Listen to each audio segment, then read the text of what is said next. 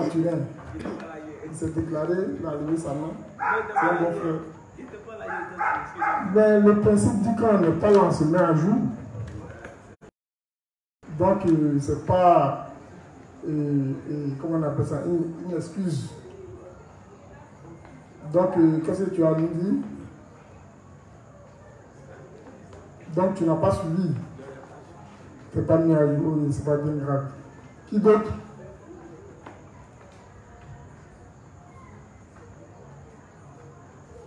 Qui d'autre a quelque chose à dire? On va... On n'a rien à dire? Ok, d'accord.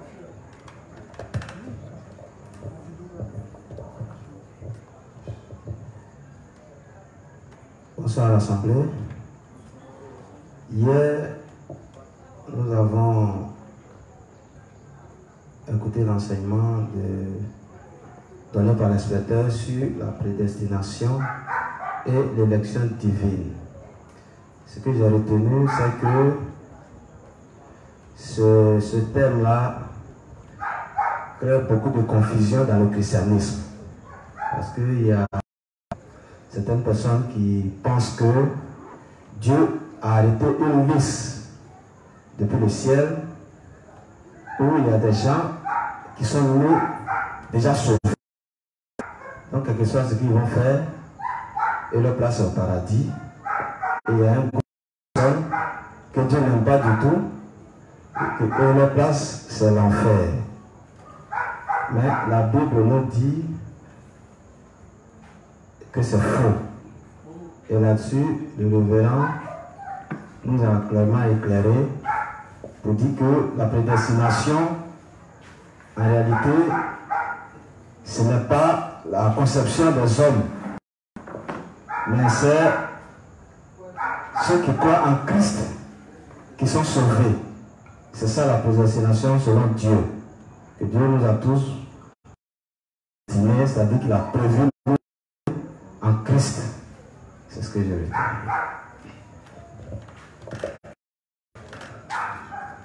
Merci beaucoup. C'est un bon résumé. Il est même très bon. On veut dire que le frère a accompli des choses. Donc, dans le développement, le développement a expliqué que Jésus nous a prédestinés en Jésus-Christ. Donc, dans le développement, on a montré que la prédestination, elle est biblique. L'élection aussi est biblique. C'est l'interprétation que les hommes font qui est erronée, c'est-à-dire qui est fausse. Donc, pour un petit rappel, avant de commencer, on a défini, on a donné les caractéristiques de Dieu. On avait dit que Dieu était omnipotent, omniscient et omniprésent. C'est-à-dire qu'il peut tout faire. Omniprésent, ça veut dire qu'il sait tout. Omniprésent, il est pas. Ok. Et puis on a défini quelques thèmes. On a défini la théorie. On a dit que la théorie, c'était la spéculation. Qui n'avait rien à voir avec la pratique. C'est le fait de parler. La théorie, en théorie, quand on parle de prédestiné, c'est-à-dire c'est une destination qui est définie d'avance. Est-ce que vous comprenez? Une destination qui est définie d'avance. Je prends un exemple. Moi, tu viens à Bobo. Je viens, je dis, Mathurin sera à Bobo. Quand même qui n'est pas encore décollé, je dis, il sera à Bobo. Ça veut dire qu'il a prévu la destination dans Mathurin. Voilà. Et après, on se rend compte que Mathurin est effectivement à Bobo. Donc, c'est la destination. On a parlé aussi d'élection. On a dit l'élection. L'élection, c'est un choix. Mais le choix, c'est fait par rapport à quelque chose. Il y a toujours une intention. C'est-à-dire, si je veux choisir entre inspecteur Boulidé et Saint-Chef, Si j'ai choisi l'un d'entre eux, c'est parce qu'avec celui que j'ai choisi, j'ai quelque chose à gagner. On est d'accord? Voilà. On a dit aussi, on a parlé un peu du calvinisme. On a dit que le calvinisme, c'était la théorie de Jean Calvin. Voilà. C'est un réformateur du protestantisme. Voilà. Donc, c'est un peu un rappel. Donc, Dieu est omniscient, omnipotent et omniprésent. Voilà. Dieu est partout, il sait tout et il peut tout. On est d'accord. Donc, quand on parle de prédestination, comme on est dans le domaine du divin, il va falloir que nous posions la question à Dieu. Excusez-moi, on ne va pas aller chercher chez Martin Luther, ou bien comme je l'ai dit tantôt, Jean Calvin, ou bien Scofield. Voilà, parce qu'eux, ce sont des hommes. Or, Dieu nous a laissé sa parole. Par sa grâce, aujourd'hui, tout le monde peut avoir accès à la Bible. Ce n'était pas pareil il y a peut-être 1500 ans. Aujourd'hui, on a l'opportunité de faire des recherches concernant Dieu, d'interroger Dieu. La parole de Dieu est confinée dans la Bible. Donc, on est d'accord. Donc, quand on parle de prédestination, Dieu, dans un texte d'Ésaïe, je crois bien, Dieu va dire quelque chose. J'aimerais qu'on dise, c'est Ésaïe 46, verset 10, si je ne me trompe pas. Ésaïe 46, verset 10.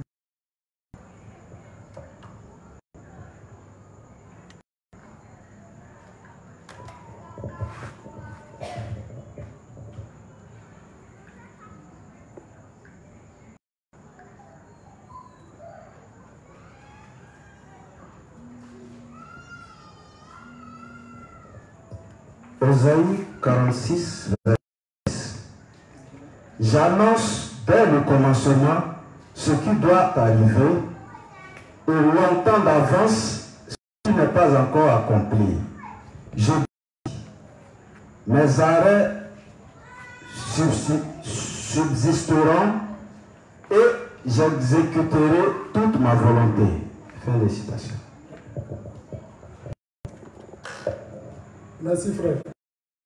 Donc voilà ce que le prophète Isaïe dit. Dieu dit dès le commencement ce qu'il prévoit faire. On est d'accord. Et pour ceux qui ont l'air avertis,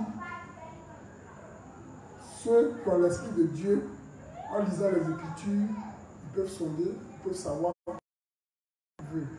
Seuls les enfants de Dieu, ceux qui sont nés de niveau de l'esprit, peuvent connaître les volontés de Dieu. Ici, dans le passage, il dit que dès le commencement, Dieu, il fait quoi? Il annonce ce qui doit arriver. Donc, et on va au commencement, je dis qu'on va aller à l'origine des origines, dans la Genèse, pour voir ce que Dieu a dit. Voilà. Donc, j'aimerais que tu prennes le texte de Genèse 1, à partir du verset 1. On parle de la prédestination. Genèse chapitre 1, à partir du verset 1. Au commencement, Dieu créa les cieux et la terre. La terre était informe et vide. Il y avait des ténèbres à la surface de la boue, et l'Esprit de Dieu se mouvait au-dessus des eaux. Dieu dit que la lumière soit, et la lumière fut. Dieu vit que la lumière, et Dieu sépara la lumière d'avec les ténèbres. Dieu appela la lumière jour, et il appela nuit. Ainsi, il y eut un soir, et il y eut un matin. Ce fut le premier jour. Merci. Donc, la Bible dit au commencement, Dieu créa les cieux et la terre. Nous sommes d'accord. Et quand on lit la Genèse, on voit qu'au commencement, Dieu dit que la lumière soit. N'est-ce pas? Cette lumière ici, elle représente qui? Ou bien elle représente quoi, d'après vous? Elle représente Jésus. Et on voit que dans ce test, Dieu a résolu le problème de la prédestination. Dans ce test-là, Dieu a résolu le problème de la prédestination. Quand on lit le test de Éphésiens, on a lu le test de Éphésiens, il a dit que Dieu nous a prédestinés en Jésus-Christ. Donc, Dieu crée la terre comment au départ? Elle est conforme et vide. La terre est ténébreuse. Les ténèbres représentent quoi? Le péché. Et Dieu dit que la lumière soit. Donc, ça veut dire que Dieu est en train de nous dire par là que tous les hommes, comme pécheurs, sont prédestinés à entrer dans la lumière en Jésus-Christ. Je ne sais pas si vous devez comprendre. Voilà. Tous les hommes, ça veut dire que les hommes, quand ils naissent, ils sont d'abord pécheurs. Ils sont d'abord pécheurs. Et quand ils reçoivent Jésus-Christ, ils rentrent dans le jour. Donc d'abord, quand on est ténébreux, on est au soir. Et quand on reçoit la lumière, on passe à la lumière. Donc on devient enfant de. Donc dans ce texte, Dieu est en train de nous dire que tous les hommes sont pécheurs et tous peuvent devenir enfants de Dieu par Jésus-Christ. Parce que cette lumière qui est au commencement n'a rien à voir avec les luminaires du 4e jour. Nous sommes d'accord, il y a une lumière au commencement, il y a des luminaires au 4e jour pour éclairer le ciel et la terre. Ça va? Donc, Dieu a résolu là, dans le commencement, le problème de la prédestination.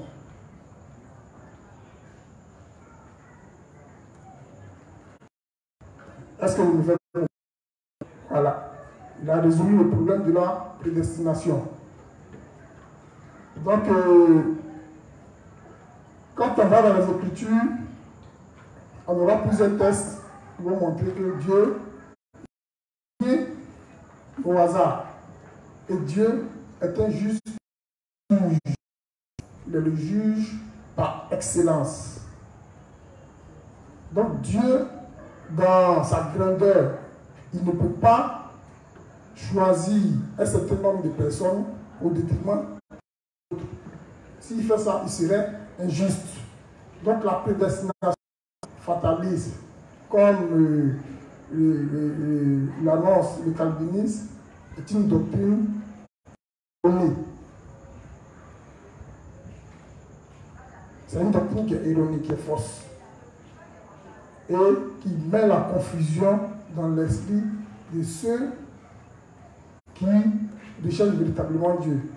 Mais comme Dieu dit de le rechercher par tâtons, donc il laisse les hommes, il leur laisse le choix de le rechercher parce que, à travers les prières, ils puissent tomber sur les véritables hommes de Dieu, sur les justes, afin de pouvoir être éclairés sur ces différents éléments-là.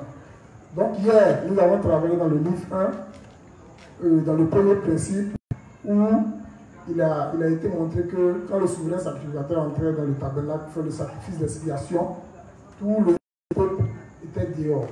Le peuple ici représentait tous les hommes. Et le sacrificateur entrait pour faire l'expiation de tous les hommes. Donc il n'y avait pas un groupe, parce que le peuple qui était dehors là, il y avait les rois, les prophètes, il y avait les 5 sacrificateurs même, dans ce lot-là. Et le souverain sacrificateur faisait l'expiation pour le peuple. On est d'accord, donc il y avait un groupe qui venait faire l'expiation, et puis d'autres, non. C'est pas comme ça que Dieu travaille. Voilà. Ça, c'était le premier principe dans le livre 1 qu'on a lu. Maintenant, nous sommes arrivés au livre 2. au livre 2, où le révérend a sur le texte de Romains 8. Le texte de Romains 8, que le frère va bien le lire.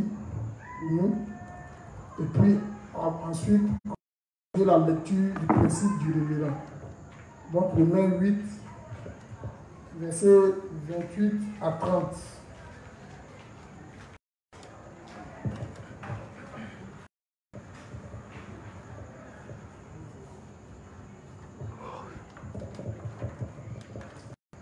Romains chapitre 8, versets 28 à 30. Nous savons du reste que toute chose concourt au bien de ceux qui aiment Dieu, de ceux qui sont appelés selon son dessein. Car ceux qu'il a connus d'avance, il les a aussi prédestinés à être semblables à son Fils, afin qu'il soit le premier-né d'un grand nombre de frères. Et ceux qu'il a prédestinés, il les a aussi appelés. Ceux qu'il a appelés, il les a aussi justifiés. Et ceux qu'il a justifiés, il les a aussi glorifiés. Fin des citations. Merci frère. Donc, le texte est clair. Et dans le courant de la journée, il y a un frère qui m'a demandé, m'a posé la question, il était peu quand le texte dit Dieu a connu d'avance. Qu'est-ce que ça signifiait? Donc, le d'avance qui est mis ici là, c'est en Jésus-Christ. Quand Dieu nous a connus, Dieu a connu tous les hommes d'avance en Jésus-Christ. Il prédestine tous les hommes à être sauvés en Jésus-Christ. Quand le texte est 1 Timothée, de 2 Timothée, nous allons voir dans Timothée, où Dieu dit que sa volonté, c'est que tous les hommes soient sauvés. N'est-ce pas? 1 Timothée 4. Donc la volonté de Dieu, c'est que tous les hommes soient sauvés. Mais les hommes là, qu'ils soient sauvés en Jésus-Christ. Quand on a le texte de Jean 3, Dieu dit qu'il a donné son Fils unique afin que quiconque croit en lui ne périsse point. On est d'accord? Donc, le quiconque ici là, c'est une condition que Dieu met.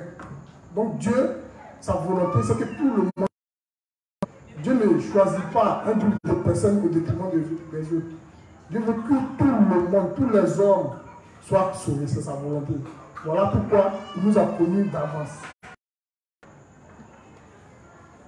Maintenant, il nous donne le libre choix.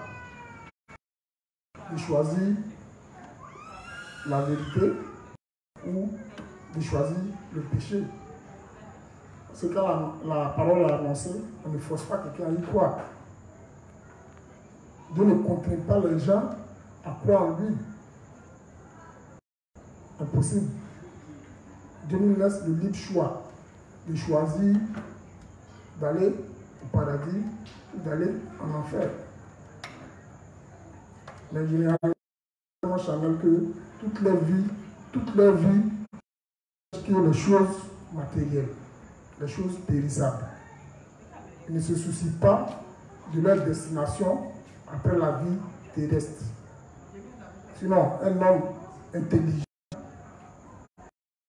que tout finit par passer, il va le chercher coûte que coûte à connaître ce Dieu-là qui l'a mis sur la terre, à rechercher la volonté de celui qui l'a fait venir. Pourquoi tu m'envoies sur la terre? Où j'étais? Que suis-je venu faire sur la terre? C'est des questions qu'on doit se poser un homme intelligent. C'est ces questions-là qu'il doit se poser. Mais généralement, ces questions-là, quand on est dans le péché, ça vient. De temps en temps, il y a plein de pécheurs qui va dire qu'il ne s'est jamais posé de telles questions. Mais généralement, il ne va pas au fond. C'est-à-dire que ça vient plus bon. Souvent, c'est ceux qui ont beaucoup de problèmes, qui souffrent beaucoup, qui se posent des questions. Voilà. Voilà pourquoi les problèmes sont utiles. c'est bon. C'est pour nous amener à chercher Dieu. Donc quand on a un problème, souvent on prie Dieu, mais les problèmes sont bons. Donc, si vous voyez un juste prier pour qu'un tel ait des problèmes, c'est parce qu'il l'aime. Mais généralement, dans le commun des mortels, si on voit quelqu'un en train de prier pour son frère pour qu'il ait des problèmes, on va dire quoi? C'est un sorcier. Or, en réalité, il aime. Il veut que tu aies des problèmes pour que tu puisses aller chercher Dieu. Tu ne peux pas aller en enfer. Donc les problèmes sont là pour nous emmener vers Dieu. Voilà. Donc on va continuer le test. On était à la deuxième partie. Voilà. L'élection divine dans l'Ancien Testament. Là, le révérend a pris le test de Genèse. Donc la naissance de deux Isaac, Jacob et Isaïe. Voilà, donc on va continuer la lecture.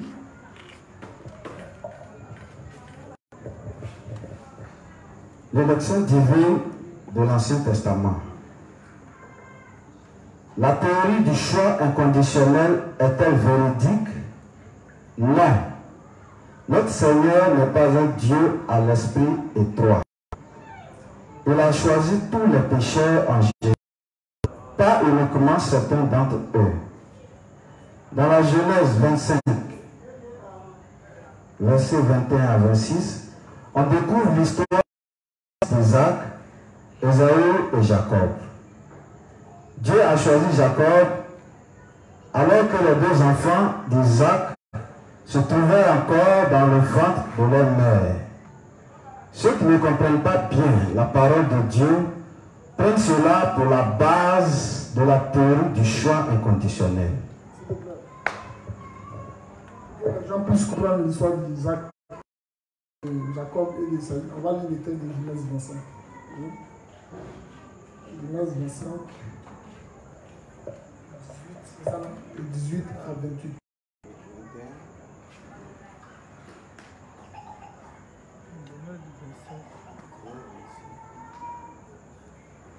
« 21 à 26, vas-y. »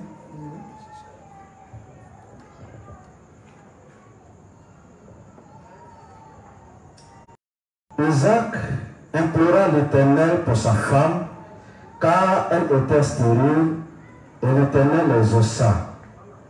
La femme devint enceinte.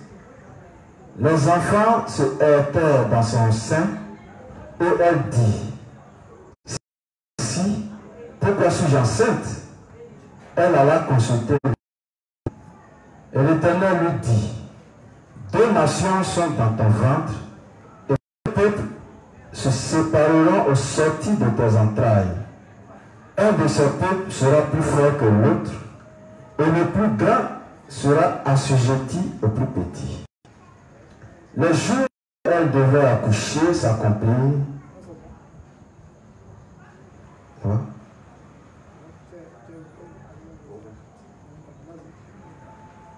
Les jours où elle devait accoucher s'accomplirent, et voici, il y avait deux jumeaux dans son ventre. Le premier sortit entièrement comme un manteau de poil, et on lui donna le nom d'Ésaü. Ensuite, son frère, dont la main tenait le talon d'Ésaü, et on lui donna le nom de Jacob.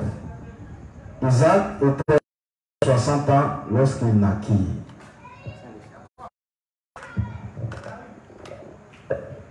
Merci. Donc voilà ainsi présenter l'histoire de la naissance d'Ésaü et de Jacob. Leur maman s'appelait Rebecca, la femme d'Isaac, fils d'Abraham. Voilà, c'était des jumeaux. Mais quand elle était enceinte, Dieu a fait une prophétie. Il a dit, deux nations sont dans ton ventre. Deux peuples se sépareront aux sorties de tes entrailles. De ces peuples, un de ces peuples sera plus fort que l'autre, et le plus grand sera assujetti au plus petit. Voilà. Donc Dieu a parlé. Voilà. Donc, il dit il y a deux nations. Il y a une nation qui sera plus grande que l'autre. Et il y a une nation qui sera assujettie à l'autre nation. La fin n'est pas là. Non. Quitte à savoir, à la fin de l'histoire, de quoi il voulait parler. Voilà. Ça veut dire que les enfants n'étaient pas encore nés. Et puis, Dieu a fait une prophétie. Et quand on va aller dans le texte de Genèse 9, on va dire après que Dieu a aimé Isaac, et Dieu a aimé Jacob, il a eu ainsi de suite. Mais le révérend va prendre la peine de nous expliquer ça en détail. Parce que Dieu n'est pas contre quelqu'un. Dieu, c'est le juste juge. Après, on va prendre des versets pour nous montrer que c'est le juste juge plutôt. Donc, on va continuer le test du révérend. Ceux qui ne comprennent pas bien la parole de Dieu prennent cela pour la base de la théorie du choix inconditionnel. Il vient à mêler un Dieu du destin au christianisme. Si nous croyons que Dieu nous choisit sur la base du choix inconditionnel et non à travers Jésus-Christ, cela revient à honorer un Dieu du destin et une idole. Dieu n'est pas un Dieu du destin. Si nous avions cru en Dieu du destin, nous aurions renié les desseins que Dieu a eus pour nous et nous tomberions dans le piège de Satan.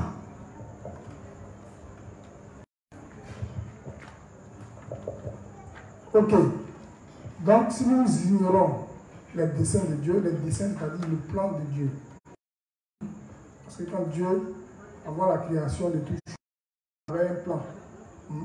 Si nous ignorons ce plan-là, nous allons tomber dans le piège de Satan.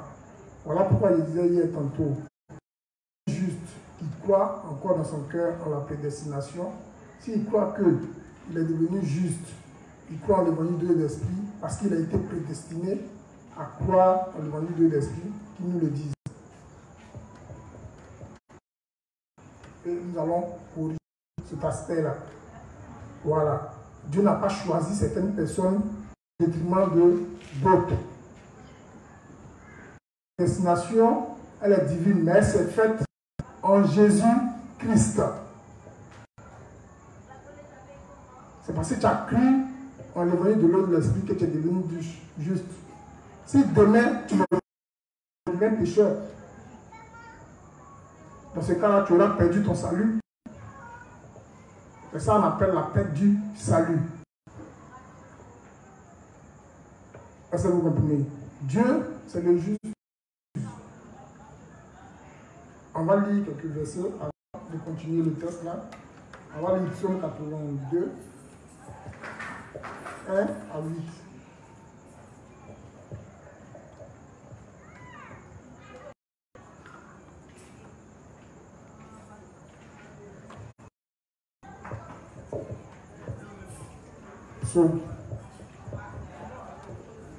Psaume chapitre 82, verset 1 au verset 8. Psaume d'Asaph. Dieu vient dans Dieu, il juge au milieu des dieux. Jusqu'à quand jugerez-vous avec iniquité et aurez-vous égard à la gens, aux faibles et à l'orphelin? Faites droit aux malheureux et aux pauvres, sauvez les misérables et l'indigent, délivrez-les de la main des méchants. Il n'a ni savoir ni intelligence, il marche dans les ténèbres. Tous les fondements de la terre sont ébranlés. J'avais dit, vous êtes des dieux, vous êtes tous des fils du Très-Haut. Cependant, vous mourrez comme des hommes, vous tomberez comme un prince quelconque. Lève-toi, ô Dieu, juge la terre, car les nations t'appartiennent. Fin de citation. Amen. Donc Dieu, c'est un juste juge. Il dit, ces enfants, ce sont les dieux. Mais nous sommes des dieux qui mourront. Hein? Pas parce qu'ils disent à lui, hein? Hein, Mathurin? Tu es un dieu. Hein? Tu es un petit dieu. Voilà, c'est ce que le passage nous dit. Mais Dieu, il juge. Il dit, mais jusqu'à quand nous là, on va juger avec iniquité. Parce que nos jugements là sont corrompus par nos pensées. Nos pensées charnelles. Est-ce que vous comprenez? Aujourd'hui, quand tu vas au tribunal, c'est pas évident. Celui qui a plus les moyens, il ne dure pas en prison. On est d'accord, non?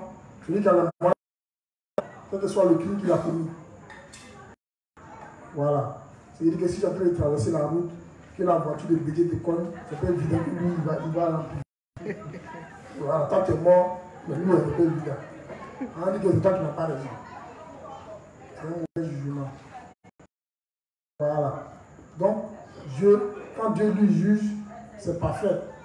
On va prendre le texte encore. Et puis les textes de Psaume, Psaume 12, verset 6. Et puis après, Psaume 45, verset 7 à 8. D'abord, Psaume 12, verset 6.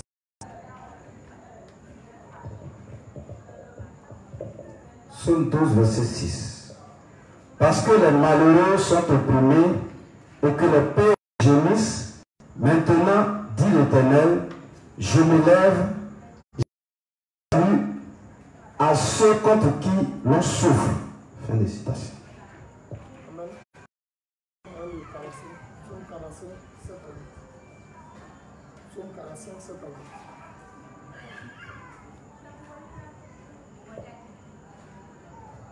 Psaume 45, 7 à 8. Ton trône, ô Dieu, est à toujours, le spectre de ton règne est un spectre d'iniquité.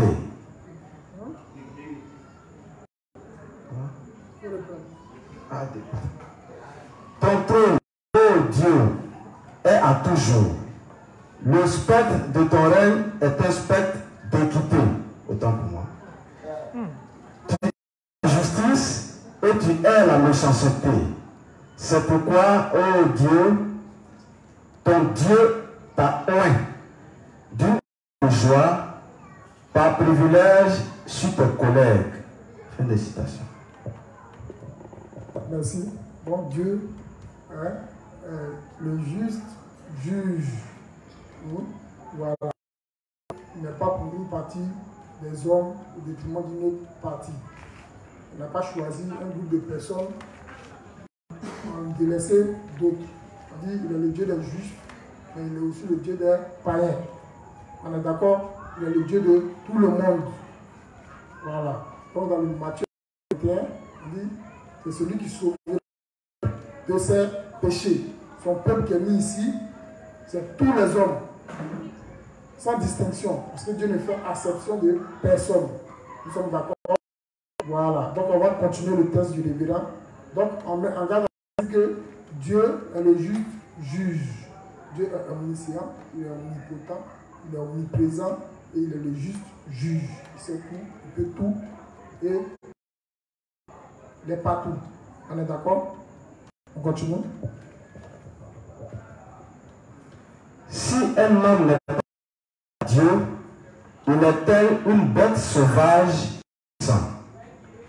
Comme nous, croyants ne sommes pas des bêtes féroces, nous devons devenir de véritables croyants qui lisent et croient en la vérité écrite de la Bible. Et ne pas penser que la première vérité écrite de la Bible est la délivrance de Satan. Nous ne devons pas penser que la première des vérités écrites de la Bible est la délivrance de Satan. Le délivrance parle de quoi ici?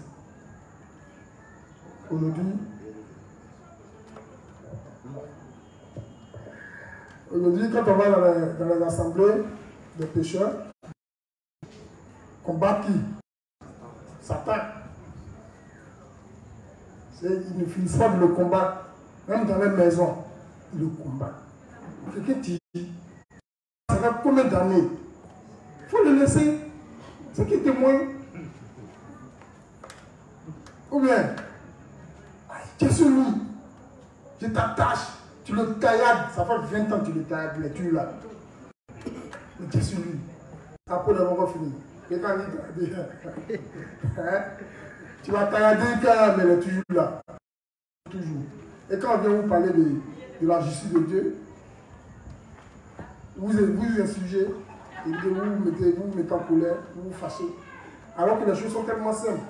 Voilà pourquoi, moi dans ma zone, quand on va à l'évangélisation, je dis toujours aux frères de faire en sorte que vous écoute. Si vous avez, c'est-à-dire que si vous avez fait de tout votre possible pour que l'enfant vous écoute, vous allez voir que c'est sûr que ça va porter du fruit. Mais généralement, quand on va sur le front, on rentre dans des discussions inutiles. Pour que quelqu'un puisse t'écouter là, il faut d'abord l'écouter. Est-ce que vous comprenez? C'est subtil. Hein? Il faut d'abord bien l'écouter, bien le cerner, bien le saisir. Et puis ensuite, lui prêcher l'évangile, pas à pas. Quand les gens écoutent, c'est sûr qu'il faut se poser des questions.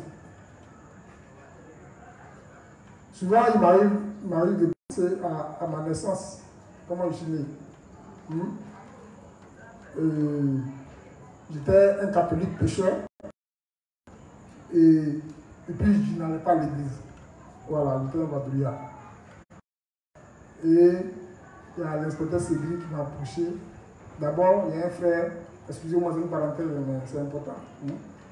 Il y a un frère, le frère Amiral, un vieux père du quartier, avec qui il est venu avec de beaux livres. De beaux livres. Le livre était très. Au moment où il vendait les livres en seconde main au bord. Et il voit le vieux père. Il voit les livres. Toi, tu as la fuite. Quand tu vois quelqu'un qui a un livre, de loin, tu le siffles. Bon, là, tu ne veux pas le livre là pour acheter et revendre. Donc, j'avais le fleur pour des livres chers. Donc, quand j'ai vu le vieux père les livres là, mon vieux, depuis combien tu lis? Tu fais les livres là. On va y payer. Il dit non, c'est des livres chrétiens. Il lit chrétien. Dans mon cœur, en même temps, je me suis dit, ça là, il a amené une église évangélique. Ils ont blessé au moins 25 000 pour chaque livre. Tu as vu des gars quoi? Toi, tu es là, tu n'as rien. Tu allais prendre ton petit argent de manger ça. Tu allais payer un livre cher. Ah, vieux, oui. Et puis, il va parler de l'évangile à sa façon. Il dit qu'il a dit des choses. Je ne vais pas rentrer là. Je ne vais pas rentrer là-dedans. Discuter. On a discuté. Et puis en ce temps-là, c'est dire qu'il n'était pas connu de nouveau. Donc on a discuté, on a attaché le vieux père est parti à la maison. Donc, comment lui, ça c'est dit comme ça. Donc il est parti à la maison. Et quelques mois après, je vois ce Cédric avec le même livre là. Mais attends. Petit, toi aussi tu allais rentrer dans le mouvement. Toi tu es foutu. Toi tu es foutu. En réalité, le mouvement, c'est un bon mouvement. Il dit on va là-bas. C'est un bon mouvement. Toi tu es venu chez moi, on a rien, c'est les Illuminati. Tu voulais devenir une. Après tu es allé dans une église évangélique qui est pas là-bas. Après tu viens les livres. Tu vas devenir. Si tu continues comme ça, tu vas devenir fou. Donc c'est pour ça qu'il lui a dit. Et puis, il n'a pas insisté, il est parti. C'est-à-dire qu'il était toujours, tout le temps avec les livres. On se croise à mettre à ce front. Discussion. Malgré que je n'avais jamais lu la Bible. Jamais. C'est-à-dire qu'il dit que je suis catholique. Je suis baptisé, confirmé au catholique. Je n'avais jamais ouvert la Bible pour lire. Quelques rares fois, peut-être chaque 5 ans, quand ils montaient à l'église, ils achetaient, ils avaient les prospectus. Ils vendent ça à l'entrée de l'église, ils achètent 100 francs. Puis quand je suis assis, dans l'église, quand je suis assis, quoi, il dort, il se casse. Et puis je l'aime. Donc elle s'est dit qu'on discutait tout le monde. Non, lui aussi, en ce moment, il ne maîtrisait pas les sacrificateurs. Quand tu vois les sacrificateurs, c'est que les sacrificateurs. Donc, pendant des années, on a commencé à se disputer parce que la crise arrive et puis chacun part de son côté. Voilà, c'est non. Je dis que c'est après la crise que c'est lui qui a connu l'évangile. Donc, c'est pendant quelques mois. Et un jour, il m'a appelé, viens. Je lui ai dit, oui, petit. C'était un samedi. D'abord, le samedi était sacré dans le temps. Il dit, ah, que j'ai un truc pour toi, j'ai un business pour toi. Je lui ai dit, ah bon, tu es sûr? Il dit, oui. Tu vas me mettre dans les petits, hein. Il dit, non, que je vais te payer une bière. Pas Cédric. Tata me paye une bière. Que pardon, il dit, moi, je dois aller dans mon show. Hein. Il dit, non, il va te payer une bière. Et puis, écouter les dévoirs.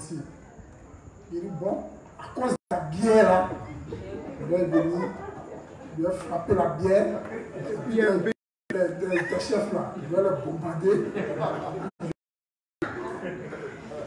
Et il est venu me chercher à la maison. J'étais presque à bien, et puis j'ai enlevé le haut, comme il était debout, on a vu des soirées là, c'est gâteau. Il y a des t-shirts, il y a des chaussettes. Et puis il m'a envoyé dans le temps plein. Donc on arrive, il me présente inspecteur chef, un gars bizarre, un petit bizarre. Avec ses lunettes gâtées, il avait scotché sa vie. Il y a des paquets de gens. Donc je suis arrivé avec un frère Bob Blas. Bob Blas, c'est une émane. Donc il me s'est assis, il m'a donné ma bière. Quel âge dans une bière? Non, c'est pas tout ça. Donc, l'inspecteur chef avait son vieux boubou, il avait un boubou vert. Moi, tu te souviens, il avait un vieux boubou vert. Il a enlevé une vie. Il a déposé sur la table. Il dit bon, donc on s'est présenté, c'est lui qui m'a demandé, ah, Dieu permet, est-ce que tu, par rapport à tout ce que Cédric t'a dit, est-ce que tu as des choses à ajouter? Il a regardé, il m'a souri. Et mon petit, il m'a appelé, je vous écoute. Et il a commencé, avec sa vieille Bible, il a commencé à lire des versets, il a commencé à m'expliquer. Et puis j'ai prié, non, attends, reviens sur les versets là. Donc il revient. Et puis, où il était en train de parler, il y avait une parole, un verset qu'il avait entendu à l'église. Mon père périt par manque de connaissances. Au moment où il était en train de parler, ça frappait dans ma tête. Mais je me disais, quelque chose me disait, mais une de lui là, parce que lui-même il a un petit verre de balai devant lui. Donc, on a bavardé quand il a bavardé, parce que l'heure où mon show était déjà arrivé, il a fait en 1 heure. Puis il a dit, bon, on met stop. Je sais que tu connais la Bible, mais demain, je te prends. Demain, je te bousille. Comme là, je suis occupé, viens vous faire compagnie. Il dit qu'il n'y a pas de souci. Demain, lui, il est là toute la journée, il ne bouge pas, et en plus, il ne va même pas à l'église. Il dit non. Donc, je suis parti de mon show. Mais les paroles là me fatiguaient. Il était assis avec mes gars, quand il fait le show, mais ça me fatigue. C'est ce qu'il m'avait dit là. C'était là, ça me fatiguait. Donc, j'ai interpellé mes gars pour leur dire, ah les gars, les croisés des chrétiens, ils sont bizarres. Mais tout ça, c'est écrit dans la Bible, c'est mentionné. Mais ils sont bizarres. Donc, demain, il y a rendez-vous à eux, donc je vais vous laisser. Il faut qu'il y ait me ressourcer. Parce que les gars là, ils lisent la Bible. Et je me rends compte que je n'ai jamais lu la Bible. Comment je peux dire être chrétien puis n'avoir jamais lu la Bible, la parole de Dieu? Donc, je vais me ressourcer. pousser un peu, je vais aller prier mon mari, et puis elle va mettre le verset de ma tête. Donc c'est comme ça, et si rentré à la maison, le dimanche, je suis allé à la messe. Et ce jour-là, j'ai fait 400-500. Elle a dit qu'il y avait déjà fou là-bas. Moi, maintenant, j'ai fait 25, c'est un. Voilà, le jour-là, j'ai donné la baisse. Je suis fini la messe. Petit là, c'est pour et ça les dit c'est beaucoup. C'est qui me dit tout ça. Tiens. Après, je suis allé voir Cédric. Ah bon, et ton gars là, chez nous. Ah, mais il dit alors. Donc quand elle est venue, on a appelé, elle est descendue. On cherchait un côté, il y avait beaucoup de morts, il n'y avait pas d'endroit, il y avait beaucoup de pluie, c'était un dimanche. Il y avait les baptêmes, des trucs comme ça. Beaucoup de pluie. Ce jour, il était avec un autre grand frère du quartier, Zadi, qui est juste là, dans le Miral. Alors, il était. Ah, mon petit. Bon, comme il est. Donc, Cédric nous a mis un chèque et puis Cédric. Moi, on était trois. Il y avait chèque, on était chèque. Vida, Zadi, moi. Donc, on a cherché un petit endroit sur les cailloux, les lavabos là. Voilà, vers l'école là. Puis, on a passé. Bon, chacun a commencé à dire, au vu de tout ce qu'on a dit hier, est-ce que tu as quelque chose à dire? Il dit non, je t'écoute, vas-y. Et il a pris. Ce jour-là, il m'a dit, il a pris la Bible. Et puis je lis. Et j'écoute, c'était comme, c'est dit qu'il vend tout. Il était libéré. Ah! Il dit, oui, c'est ça, à peu près. Ils ont dit, mais c'est quand même juste. Donc, rapidement, chaque année, il a pris un livre blanc, il m'a donné. Ah, il faut lire. J'ai dit, c'est tellement merveilleux. Je suis à la maison. C'est la première fois que même de mon parcours scolaire, il ne lisait jamais. Il quand même avait à remarquer, mais toi, il va te lire aujourd'hui. Toi, tu n'as jamais pris cahier pour ouvrir. Jusqu'à 3h du matin, tu gaspilles nos couleurs. Ah, le vieil, il est dans ma chambre. C'était les ampoules rouges là, donc il ne voit pas bien. Donc c'est au salon à néon, il voit bien pour lire. Il me dit que j'ai tapé les nuits, en train de lire, jusqu'à ce qu'on fasse la rencontre du Patata Gros. Et là, c'était en 2012, je crois. C'était merveilleux. Donc il a fallu que je m'asseye pour écouter tout simplement. Donc quand quelqu'un écoute véritablement, ça veut dire que si on laisse les gars s'embrouiller, mais généralement le diable, effectivement, parce que moi, quand je suis né,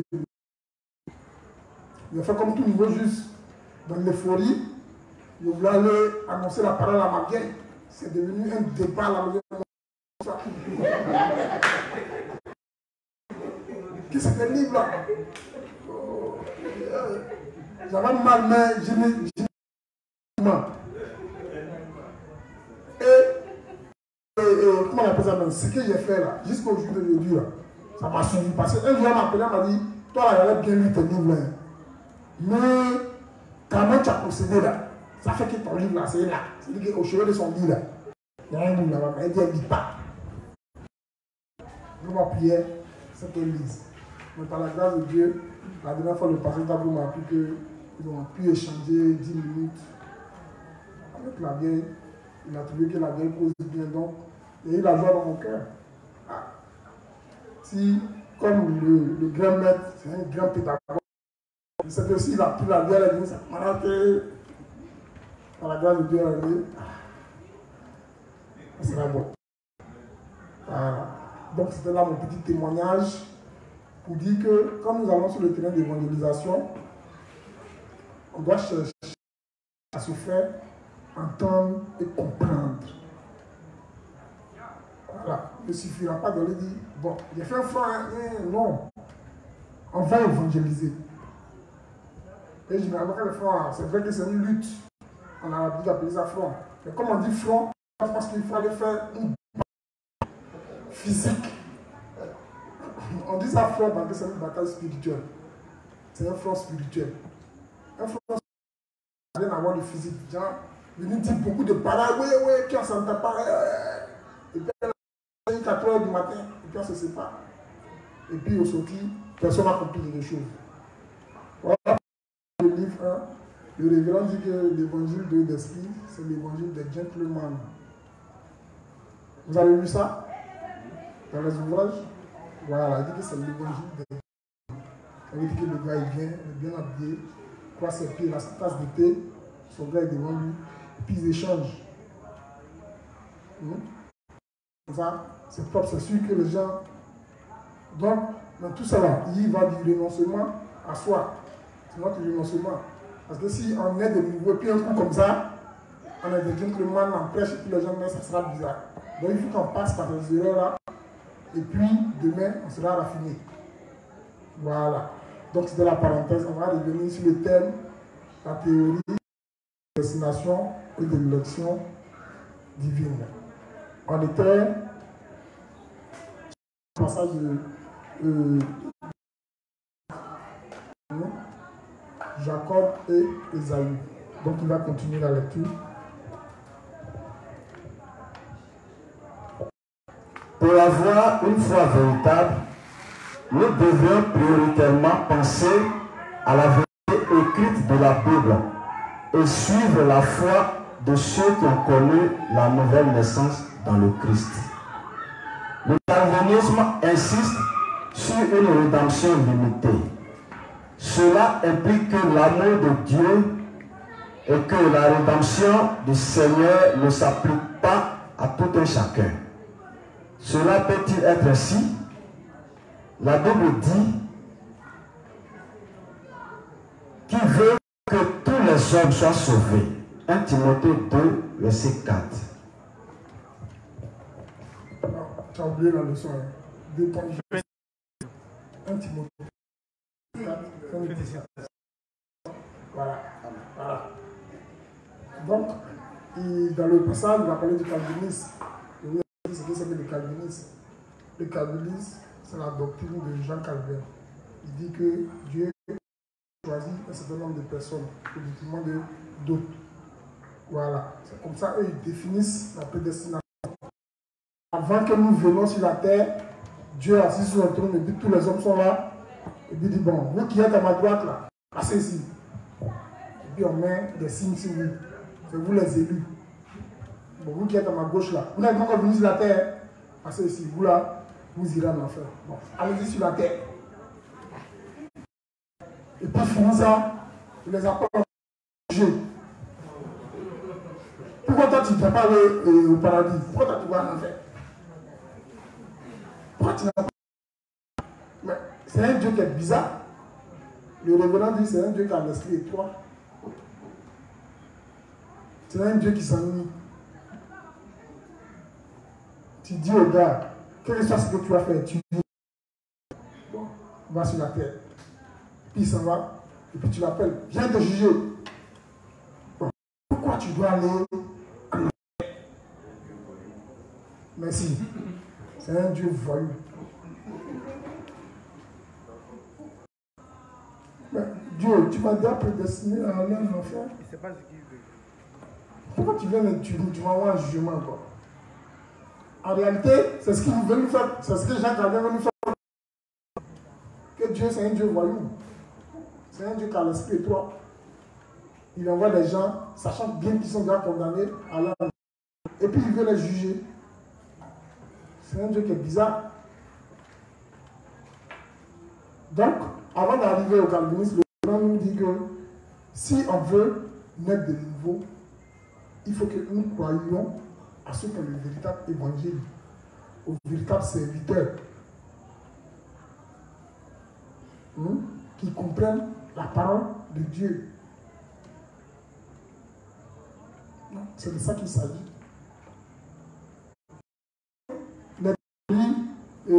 Les théories de la prédestination, fatalisme, c'est des pensées humaines.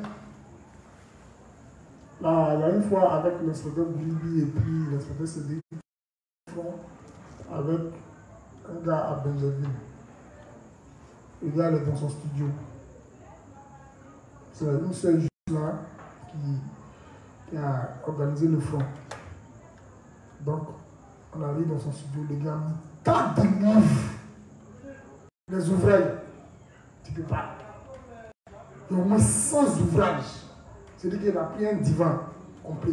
C'est B. C'est B. Et puis c'est des livres cher. Les Galiciens ne jouent pas. On nous nous donne gratuitement. Les gars, ils chient dessus. Oh, eux, ils passent. Et puis le gars, quand après il verset, qu'est-ce qu'il fait? Il prend le livre là. Genre, le père Moss. Le père Moss, Pipra. Il a parlé de ce verset là. Il dit, Dieu dit, le père Moss dit. Les gens sont bizarres. Quand lui travaillait, il a laissé son pour comment on appelle ça, non, pour aller à l'école de vie. C'est étrange quand même. Il dit Éphésiens. Paul, la lettre aux Éphésiens dit, pas qu'il dit non, le Paul Moss, le père Moss dit que non. C'est étrange. Il a sorti une théorie là. Ah, c'est dit qu'il y a la théorie, mais pas là. Sinon, on a dit genre, observation, Grubi. IA. Observation quoi? Interprétation. Observation, interprétation, application. Donc, quand il prend un verset, lui fait observation, interprétation, application. Donc, son observation, c'est le livre là, ça, il y a dedans. Pour venir comme ça. Bon, on a peut-être prié, bien joué, Dieu puisse le plaire. Il est tellement bé. Voilà, ce qui fortifie sa foi encore dans cette bêtise-là. Qui dit, il paraît-il qu'il y a des Italiens qui sont venus faire un séminaire de quoi, tous les gars ont vu en train de bosser. Quand le gars était merveilleux, je suis étonné, donc les Africains bossent, hein. Et puis il a aidé le gars à faire sa thèse, à soutenir sa thèse. Donc, lui, Jean, c'est champion. Et lui, il a aidé à soutenir sa thèse en théologie. Donc, lui, c'est un champion. Et puis, on vient dire qu'il est évangile de l'esprit. Non. L'inspecteur pour lui a donné un livre. Il lit beaucoup. Donc, voilà un livre blanc. Peut-être un jour, tu vas tomber dessus. Voilà. Donc, on a laissé le livre blanc, on a échangé un peu, puis on est parti. Après, ils sont retenus là-bas, moi je ne sais pas là. Mais, apparemment, ça n'a pas produit. Malheureusement. Voilà, donc, c'est ça en fait. Donc, les gens, ils mettent de côté la parole de Dieu pour s'attacher à des pensées humaines. Non, Dieu dit, lui, effectivement, il nous a prédestinés. Mais dans le verset là, il dit, nous a prédestinés en Jésus-Christ. Ou bien, c'est en Jésus-Christ que Dieu nous a prédestinés. Donc la prédestination, là, elle est conditionnée en Jésus-Christ. Le Jean Carlo, quand lui lit, lui ne va pas en Jésus-Christ, là. Lui voit Dieu nous a prédestinés. Donc on est prédestinés, c'est lui. C'est faux. C'est pas correct. Dieu n'a pas choisi un groupe d'hommes au détriment d'un autre groupe. Voilà. Donc on continue la lecture. Si la bénédiction de la rédemption ne s'applique qu'à certains, nombre de croyants cesseront de croire en Jésus. Après tout, qui voudrait croire à un tel Dieu, à l'esprit si étroit? Nous devons avoir confiance en le fait que Dieu n'a pas l'esprit étroit. Dieu de la vérité, de l'amour et de la justice. Nous devons croire en Jésus et en l'évangile de la nouvelle naissance, de l'eau et de l'air, pour être sauvés de nos péchés. Jésus est le sauveur des ressuscités, de l'eau et de l'esprit.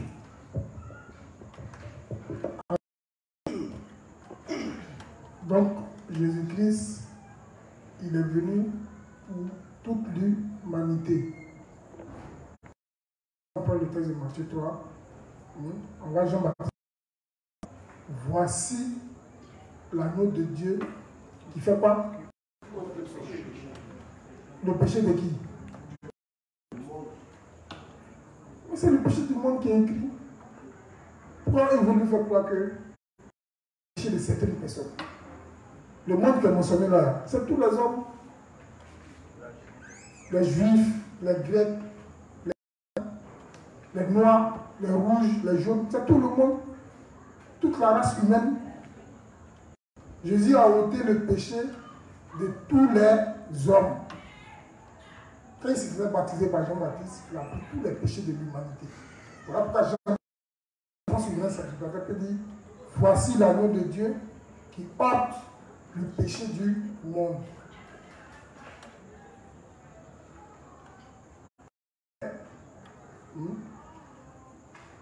Donc, si les gens veulent véritablement rencontrer Dieu, c'est en revenant, en retournant à l'évangile d'eau et d'esprit. Voilà. Donc, il continue. D'après le catéchisme, certaines personnes seraient sauvées par Dieu alors que les autres devaient brûler dans les flammes de l'enfer. Cela n'est pas vrai. Cela n'a aucun sens de prétendre que Dieu en a certains et écarte les autres. Imaginez que Dieu soit ici aujourd'hui. S'il décidait de sélectionner ceux qui seront assis à sa droite en tant qu'élus et d'envoyer ceux qui se trouvent à sa droite en enfer, considérons-nous qu'il s'agit là d'un Dieu? Ceux qui auraient été écartés ne leveraient-ils pas la voix en signe de protestation? Tous s'exclameraient: comment Dieu peut-il être aussi injuste? Le choix a choisi l'humanité entière à travers Jésus-Christ. Amen. Le choix inconditionnel n'existe pas. Inconditionnel, ça veut dire qu'il n'y a pas de condition. Le choix inconditionnel, ça veut dire qu'il n'y a aucune condition. Lui, il a déjà pris ses gars. Lui, il a en fait. Oh, Dieu nous choisit en Jésus-Christ. Il choisit tous les hommes. Il veut que tous les hommes soient sauvés en Jésus-Christ. Il veut que tous les hommes croient en Jésus-Christ. Ça va? Donc tu continues. Par conséquent, ceux qui sont appelés par Dieu au nom du Christ sont élus. Alors, il appelle les pécheurs et les non justes. Dieu n'appelle pas ceux qui sont considérés comme des justes. La bénédiction de la rédemption divine s'adresse aux pécheurs et à ceux qui sont voués à l'enfer. L'élection divine symbolise le fait que Dieu appelle les pécheurs afin d'en faire ses enfants. Amen. Voilà. Donc, Dieu appelle des pécheurs à la justice. Voilà pourquoi quand on a lu les textes de Jésus, c'est parce qu'il y avait les ténèbres, il a dit que la lumière soit. Mais quand on lit le texte de, je crois bien, Matthieu 6, il dit c'est les ténèbres qui sont en toi là. Et si la lumière qui est en toi est ténèbres. Hein? Combien de graines seront tes ténèbres? Parce que quand Dieu lui vient, lui c'est ceux qui sont véritablement des pécheurs là qui viennent. Mais si toi tu dis que tu as été prédestiné, c'est qui n'a pas besoin de Jésus? C'est-à-dire que toi tu es dans la lumière. Dieu tu es dans la lumière. Mais en réalité c'est une lumière ténébreuse. c'est une lumière qui est ténébreuse. Or, comme tu as déjà la lumière, Jésus pourra venir à toi. Donc c'est ceux qui reconnaissent qu'ils sont nés pécheurs, c'est vers ceux-là que Jésus vient. Il vient pour les enlever de l'état des pécheurs, pour les emmener à la justice de Dieu. Est-ce que vous comprenez? Donc, comme il est 20h50, je suis presque à la fin de mon vidéo. On a vu là. Voilà, on va s'arrêter là. Donc, j'insiste tous ceux qui croient à la prédestination de bien relire leur Bible et de chercher, si possible, à nous sur le site Justice Direct pour que nous puissions échanger sur la prédestination, sur la théorie de la prédestination. Voilà, ils peuvent aller commander les livres aussi sur le site www.virginlife.org. Voilà. Gratuit. Voilà.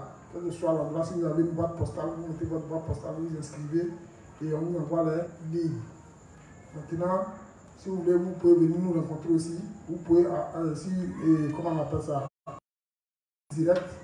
Hein? Envoyez vos contacts, vous rappelez, dites un rendez-vous avec vous pour échanger. Donc, mes chers frères, ainsi va s'arrêter mon enseignement pour aujourd'hui. Mais vous voyez que la fiche elle est longue. Voilà, donc certainement la semaine prochaine, je reviendrai avec le pouvoir de mon inspecteur Goudibi. Je vais programmer certainement la semaine prochaine et puis on va continuer l'enseignement sur la théorie de la prédestination et de l'élection. Bon, qui fait demain? Ok. Donc, demain, vous recevrez ici un inspecteur qui va venir vous entretenir sur un autre thème. Voilà. Moi, je vais poursuivre mon thème la semaine prochaine, après l'inspecteur Hassan, certainement. Donc, je vous remercie. On va faire la prière de fer et se séparer. Merci Seigneur pour ce moment d'enseignement. Merci de travailler dans les paroles qui ont été libérées. Merci de permettre que chacun de nous ici présents puisse rentrer sain et sauf chez lui à la maison et de garder notre journée de demain afin que nous puissions revenir le soir pour l'enseignement de l'inspecteur chef. Au nom de Jésus, nous avons prié. Amen.